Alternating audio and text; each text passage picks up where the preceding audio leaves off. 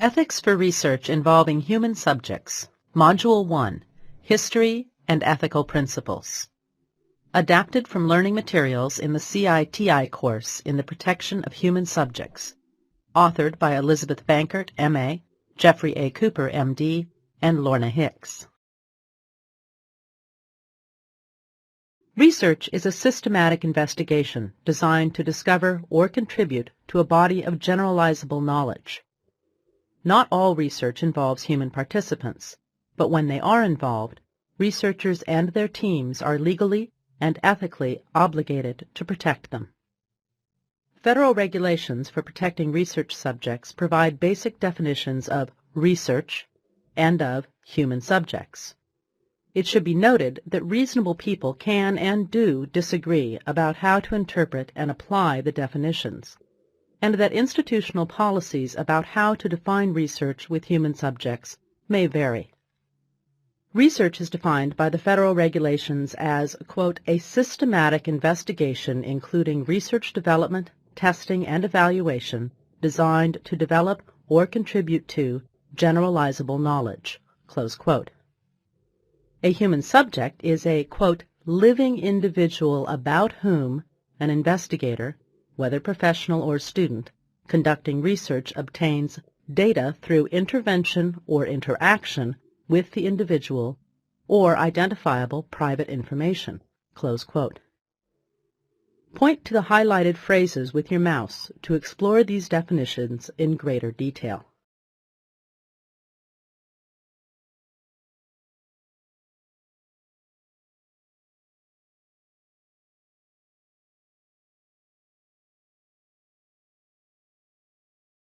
Observing and recording private behavior.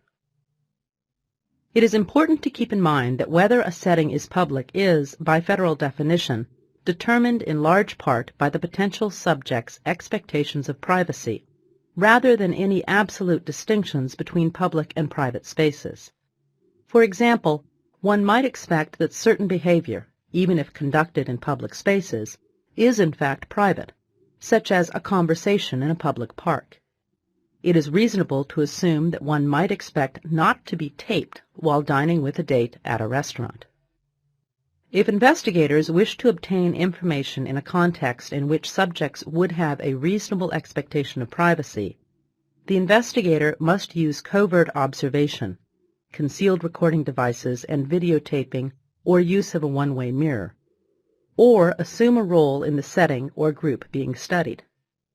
Such studies raise significant concerns about violation of privacy and require additional protections and safeguards for subjects. Observational studies in quasi-public places, for example hospital emergency rooms or state mental hospital wards, may also raise such concerns. Private information provided by individuals for specific purposes. Individuals provide personal information with the expectation that it not be made public in a variety of settings, for example at work, at school or college, when receiving health care, or as a member of an organization. Some of this information is protected by law. For example, school records are protected by the Family Education Rights and Privacy Act, FERPA or FERPA. Similarly, private health information is protected by the privacy provisions of the Health Insurance Portability and Accountability Act, HIPAA or HIPAA. Generally, although there are exemptions, school and medical records can only be released with express written permission. Data files, including identifiable private information, are compiled and maintained by both public and private institutions. Owners of identifiable data impose restrictions on the use of the data. They may release de-identified data publicly, but only release identifiable data to investigators with IRB-approved data protection plans. The first-century physician Celsus justified experiments on condemned criminals in Egypt using wording that became a classic defense for hazardous experimentation. Quote, "It is not cruel to inflict on a few criminals sufferings which may benefit multitudes of innocent people through all centuries." Close quote. Both the ethics regarding human subjects research and regulations for such research have changed considerably since Celsus's time. This module discusses the evolution of ethical review principles and how they have influenced research involving human subjects. After viewing this module, you will be able to discuss why ethics are necessary when conducting research involving human subjects. Describe the major historical events that have influenced how research involving human subjects is conducted. Identify problems with past studies that have violated ethical standards. Describe the Belmont Principles. Discuss the ethical standards for research that guide us today. When considering ethics as it relates to research, it is important to consider the following questions. What should morality require? How should researchers behave? How should researchers not behave? What character traits should researchers cultivate as virtues? And what character traits should researchers try to avoid? It is important to understand the concepts of research ethics because they provide us with a structure for analysis and decision-making, support and remind researchers to protect human subjects, provide workable definitions of benefits and risks, along with guidelines for evaluating and balancing the benefits and risks of our studies. What do we mean by benefits and risks? A benefit is the positive value or advantage for participation in the research study. This value or advantage might be concrete for individual subjects, like a greater chance of having a good therapeutic outcome. Alternatively, it might be more intangible and general. For example, the results from a study could be crucial to understanding the underlying socioeconomic causes of drug addiction. Risks generally are evaluated according to the probability and magnitude of any harm that might occur. Will the risk occur in almost all subjects, or in only 1 of 10,000 subjects? We can also quantify risk according to the magnitude of harm. Will the harm consist of some minor itchiness, or will some subjects die? Risks can also be classified according to their type. Medical researchers often focus on physical risk. However, risks may also be social, legal, economic, or psychological in nature. In addition, risks may apply to the individual subject or may apply to a broader segment of the society. Risks to the subject or society must be weighed against potential benefits. The probability of harm relative to the probability of benefit should be determined, as well as the relative magnitude of risks and possible benefits. As an aside, payment for study participation should never be considered a benefit. One of the most difficult things that researchers and institutional review boards, IRBs, have to do is to determine that the potential benefits of the outcomes of the research outweigh the risks of conducting the research. This is difficult because, 1, neither the potential benefits or risks can be known ahead of time. 2, the risks are assumed by individuals, while the benefits may accrue to society at large rather than to individuals. Research ethics has evolved over time. Among the first human subject research experiments to be documented were vaccination trials in the 18th and 19th centuries. In these early trials, physicians used themselves or their family members as test subjects. For example, Edward Jenner first tested smallpox vaccines on his son and on neighborhood children. Johann Jorg swallowed 17 drugs in various doses to record their properties. Louis Pasteur, quote, agonized over treating humans, close quote, even though he was confident of the results obtained through animal trials. He finally did so only when he was convinced the death of the child, the first test subject, appeared inevitable. The era of modern science started in the 1900s, and the progress of medicine began to accelerate. Walter Reed's well-known experiments to develop an inoculation for yellow fever were at the forefront of these advances. These experiments, unlike earlier experiments with vaccinations, were carefully scrutinized. Consider this dialogue from testimony before the Royal Commission of Vivisection, 1908, by Dr. William Osler, a noted physician and scholar, regarding yellow fever experimental studies. Commission: I understand that in the case of yellow fever, the recent experiments have been on man. Osler: Yes, definitely, with the specific consent of these individuals who went into the camp voluntarily. Commission: We were told by a witness yesterday that, in his opinion, to experiment upon man with possible ill result was immoral. Would that be your view? Osler: It is always immoral without a definite, specific statement from the individual himself, with full knowledge of the circumstances. Under these circumstances, any man, I think, is at liberty to submit himself to experiments. Commission: Given voluntary consent, you think that entirely changes the question of morality or otherwise? Osler: Entirely. Society's high regard for the medical profession, however, was not to last. At the end of World War II, 23 Nazi doctors and scientists were indicted before the War Crimes Tribunal at Nuremberg for their willing participation in systematic torture, mutilation, and killing concentration camp inmates who were used as research subjects. Despite the arguments of German physicians that the experiments were medically justifiable, the Nuremberg military tribunals condemned the experiments as, quote, crimes against humanity, close quote. Of the 23 professionals tried at Nuremberg, 16 were convicted, 7 were condemned to death by hanging. Included in the legal judgment and sentences handed down at the culmination of the trial were 10 points describing required elements for conducting research with human subjects. These points became known as the Nuremberg Code, which has become the basis for ethics codes in experimentation internationally. In summary, the Nuremberg Code includes the following guidance for researchers. Informed consent is essential.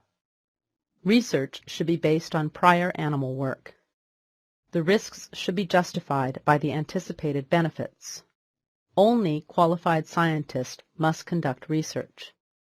Physical and mental suffering must be avoided. Research in which death or disabling injury is expected should not be conducted.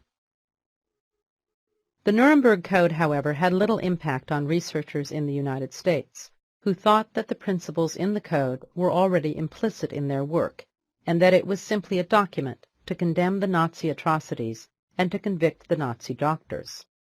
There were a number of problems with the Code itself. For example, it did not have the strength of law, it was created post hoc, and it applied only to non-therapeutic human subjects research. In 1964, the World Medical Association developed a code of research ethics that came to be known as the Declaration of Helsinki. It was a reinterpretation of the Nuremberg Code, with an eye to medical research with therapeutic intent. Subsequently, journal editors required that research be performed in accordance with the Declaration. In principle, this document set the stage for the implementation of the Institutional Review Board, IRB, process. The Declaration is important in the history of research ethics as the first significant effort of the medical community to regulate itself. In 1966, Dr. Henry K. Beecher, an anesthesiologist, wrote an article, Ethics and Clinical Research, describing 22 examples of research studies with controversial ethics that had been conducted by reputable researchers and published in major journals. Beecher wrote, quote, medicine is sound, and most progress is soundly attained, close quote. However, if unethical research is not prohibited, it will, quote, do great harm to medicine, close quote. Beecher provides estimates of the number of unethical studies and concludes, quote, unethical or questionably ethical procedures are not uncommon, close quote. Beecher's article played an important role in heightening the awareness of researchers, the public, and the press to the problem of unethical human subjects research. The Public Health Service PHS syphilis study, also known as the Tuskegee syphilis study, is among the most influential in shaping public perceptions of research involving human subjects. After media sources reported on the PHS syphilis study, Congress formed an ad hoc panel. The panel determined that the PHS syphilis study should be stopped immediately and that oversight of human research was inadequate. The panel recommended that federal regulations be designed and implemented to protect human research subjects in the future. Subsequently, federal regulations were enacted, including National Research Act 45, Code of Federal Regulations 46 and 21, Code of Federal Regulations 50. In 1974, Congress authorized the formation of the National Commission for the Protection of Human Subjects in Biomedical and Behavioral Research, known to most people in research ethics as the National Commission. Congress charged the National Commission to identify the basic ethical principles that underlie the conduct of human research, to look at the writings and discussion that had taken place up to this time and ask, quote, "What are the basic ethical principles that people are using to judge the ethics of human subject research?" Close quote. Congress also asked the National Commission to develop guidelines to assure that human research is conducted in accordance with those principles. The National Commission met and in 1979 published the Belmont Report. The Belmont Report is required reading for everyone involved in human subject research. Reports of unethical studies, including gene transfer, cancer, and psychiatric research, have heightened the public awareness of these issues even further. Two recent examples follow. Death of a normal volunteer. On March 31, 1996, a 19-year-old Asian American student at the University of Rochester responded to an advertisement for study subjects to undergo bronchoscopy for the harvest of alveolar macrophages. The bronchoscopy was difficult and required numerous doses of topical lidocaine. The investigators repeatedly asked the subject if she wanted to continue, and the subject nodded her head yes. The study was completed, but the subject returned to the hospital in cardiac arrest from an overdose of lidocaine and died April 2, 1996. An investigation into this death revealed that the protocol did not limit lidocaine doses, that the doses were not documented, that the subject was not observed after the bronchoscopy, and that the concentrations of lidocaine were increased without IRB approval. Death on gene therapy trial. In the fall of 1999, 18-year-old Jesse Gelsinger died as a result of his participation in a gene transfer trial. Jesse had a rare metabolic disorder, ornithine transcarbamylase deficiency syndrome, OTC, that was being controlled by medication and diet. Researchers were testing an innovative technique using adenovirus gene transfer. Shortly after treatment, Jesse Gelsinger experienced multiple organ failure and subsequently died. This case catapulted research with human subjects into the national media. Serious concerns related to conflict of interest, data safety monitoring, and informed consent have made the Gelsinger case a contemporary illustration of continued doubts about the ethical integrity of research with human subjects. This case has instigated deliberations on all these controversial topics at the national level. The outcome of the discussions has yet to be determined. Applying the Belmont Principles. The need for protecting human subjects through research ethics and regulations is as prevalent now as ever. Applying the Belmont Principles to our studies is an important start. From the principle of respect for persons, we need to conduct initial and continuing informed consent. We need to evaluate whether the research allows subjects to withdraw from the research and maintains the welfare of each subject. From the principle of beneficence, we need to evaluate the social and scientific value of the research, the scientific validity of the research, and determine whether the research has a favorable risk-benefit ratio. From the principle of justice, we need to evaluate whether there is fair subject selection. We also need to evaluate the inclusion and exclusion criteria and the methods of recruitment. Additional considerations in research ethics include the principal investigator's relationship with staff, as well as the subject. A responsible PI, when working with research staff, will obtain team management skills, encourage questions from colleagues and staff, listen to the concerns of the research staff, as they may be the first to point out problems with the protocol and with compliance, build consensus with the research team, eliminate intimidation by those in supervisory positions. Authority relationships are not limited to the PI and the staff, but can also include the authority of the sponsor over the PI, the authority of the PI over the subject, and the authority of the protocol over the PI. When working with the subject, the investigator must place the subject's rights, welfare, and safety above all other personal and scientific concerns. The relationship between researcher and subject is similar to a physician-patient relationship, but different in the following ways. Informed consent is required for participation in research.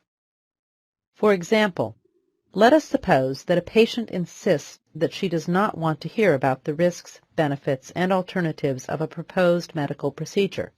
She insists that the physician decide for her. Many would say that it is ethical for the physician to go ahead with the treatment, provided that he or she is convinced that it is in the best interest of the patient. In research, the issue is more complex and the relationship more formal. If a potential research subject is given a consent form, and the subject does not want to read the document and simply asks, "Where do I sign?" the investigator must insist that the subject listen to the investigator's description of the study and other important information. The investigator must insist that the potential subject read and understand the consent document. If the subject refuses to read the consent or hear a full disclosure of the information about the research, then the investigator has the ethical obligation to prohibit enrollment of the subject. Withdrawal from a study is at the discretion of the subject. For example, a healthy research subject enrolls in a pharmacokinetic study of a drug that is known to cause anxiety and feelings of distrust. After receiving 2 doses, the subject declares he no longer trusts the researchers and says he will leave. The investigator says, "It's the drug talking," and tries to continue the procedure. An ethical researcher will permit subjects to withdraw for whatever reason or for no reason. Of course, a researcher must do what is needed for a subject's safety. In this example, the investigator should ensure the subject's emotional equilibrium returns to normal. Investigators should be sensitive to power relationships. For example, it is common in basic science laboratories to obtain blood from normal volunteers, usually staff in the research lab. Some blood donors have difficult veins and may need to be stuck several times to obtain blood. Despite the increased pain of multiple sticks, staff members in an investigator's lab may feel obliged to say, "Stick me, I don't care, I don't mind needles." Responsible investigators should recognize the problem and excuse such a person from the study. The investigator should say something to the effect that, "You are experiencing more harm than the average subject. I will find someone else to enter the study who will not experience the same anxiety and harm." The investigator has a moral fiduciary relationship with the subject. For example, there are conflicts of interest that are so great that even the moral investigator will have a difficult time making the right decision. If doing what is right for the subject means losing $10 million, many of us could be susceptible to making the wrong decision. It is up to the IRB to detect and minimize these conflicts of interest. However, it is also up to the investigator to avoid entering into these untenable conflicts. Federal regulations are derived from all of these ethical concerns and provide three basic protections to human subjects involved in research. Informed consent. Prospective research participants must be given the information they need to determine whether or not to participate in a study. There should be no pressure to participate and ample time to decide. Participants must enter into the research voluntarily and with adequate information. Institutional assurances. Institutional assurances are a mechanism to apply federal regulations to all human subject research. When institutions sign federal assurances, they may also elect to apply the Health and Human Services regulations and terms of the assurance to all research of the institution, regardless of the source of funding. Review by an institutional review board. Review by the Institutional Review Board is the glue that holds the evaluation process together. IRB review is guided by the ethical principles, respect for persons, beneficence, justice, as described in the Belmont Report. Ethical principles and federal regulation provide a framework for IRBs to evaluate research involving human subjects. However, each research study is unique, and thus a comprehensive review may be a complicated process.